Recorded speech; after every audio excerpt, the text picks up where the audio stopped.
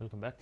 Telangana 3 trillion economy లక్ష్యంగా పనిచేస్తున్నట్లుగా చెప్పారు deputy CM బట్టి విక్రమార్క. 3 ట్రిలియన్ ఎకానమీ కావాలంటే 2047 నాటికి తెలంగాణకు 139,000 మెగావాట్ల విద్యుత్ అవసరం ఉంటుందని తెలిపారు. ప్రజాభవన్లో విద్యుత్తుపై సమీక్ష నిర్వహించిన బట్టి పవర్ పాయింట్ ప్రజెంటేషన్ ద్వారా విద్యుత్ లెక్కలు వెల్లడించారు. రాష్ట్రంలో ఇంధన డిమాండ్పైన సమీక్ష నిర్వహించిన బట్టి తెలంగాణను ప్రపంచ స్థాయి నగరాలతో అభివృద్ధి చేయాలని లక్ష్యంతో పనిచేస్తున్నట్లుగా తెలిపారు. విద్యుత్ అవసరాలు తీర్చేందుకు ప్రణాళికలు సిద్ధం చేస్తామని చెప్పారు. తెలంగాణ 3 ట్రిలియన్ ఎకానమీ కావాలంటే అందుకు కావలసిన పెట్టుబడులకు విద్యుత్ కావాలని అన్నారు. ముఖ్యంగా వై పవర్ ఇస్ ఇంపార్టెంట్.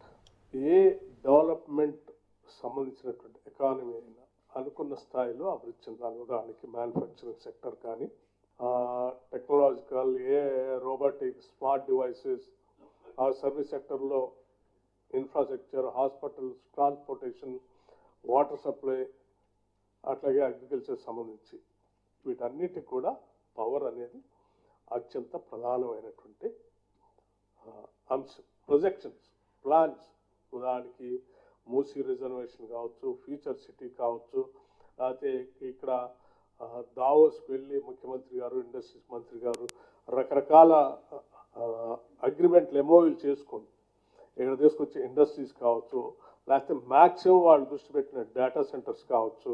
8.50 అంటే నేరుగా 9% దాకా దీని గ్రోత్ ఉండబోతాం. ఎనర్జీ స్టోరేజ్, ఇక్కడ this is one of the serious and important issue. Storage అనే ఎందుకు అసలు స్టోరేజ్? ఉదయం పూట సోలార్ పవర్ అందుబాటులోకి వస్తుంది తక్కువ ధరకి. సాయంత్రం సన్లైట్ పోగానే సోలార్ అందుబాటులో రాదు.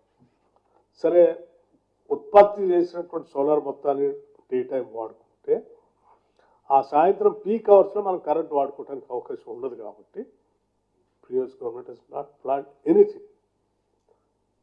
అంటే ఈసీ పంప్ స్టోరేజ్ కట్టుకొని ప్లాన్ చేసుకోవాలంటే మినిమం 6 to 7 years పడుతుంది. 6 to 7 years బ్యాక్ ప్లాన్ చేసుకుంటే తప్ప అది కంప్లీట్ కాదు.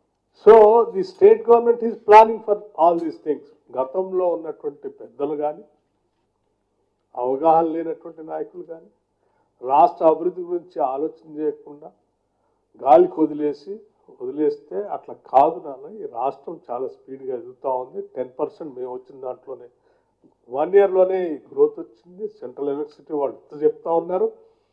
3 ట్రిలియన్ ఎకానమీతో ప్రపంచంతో ఈ రాష్ట్రం పోటీ పడాలనేటువంటి ఆలోచనతో మేము ముందుకు పోతున్నాం.